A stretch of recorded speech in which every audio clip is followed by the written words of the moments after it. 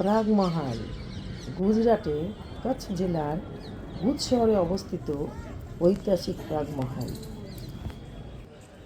19 শতকের শেষভাগে মহারাও প্রাগমালজির আমলে নির্মিত হয়। তার নামে এই মহলের নামকরণ।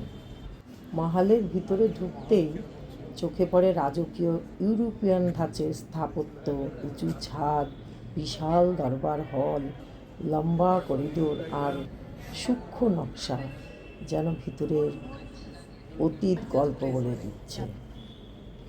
ঝুলছে বড় ঝাড়বাতি, আর যেন মনে হচ্ছে সভা বসার অপেক্ষায়।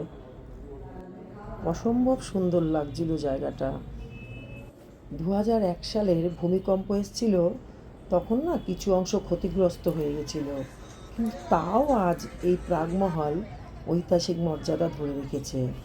আর জানো, জনপ্রিয় চলচ্চিত্র লাগান পিকচারটা, আমির খানের লাগান পিকচার, সেটাও এখানে কিছুটা অংশ এখানে শুটিং করা হয়েছিল। পরে আমি জানতে পারি, আগে আমি জানতাম না।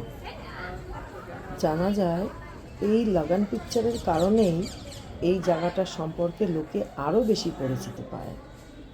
অসম্ভব সুন্দর সুন্দর কিছু পেন্টিং, আর এই যে আলমারি, এখানকার আসবাবপত্র, তারপরে এই যে সমস্ত এখানকার গান বাজনা, সবই কিছু আমাকে মনটাকে একদম অসম্ভব ভালো করে দিয়েছিল।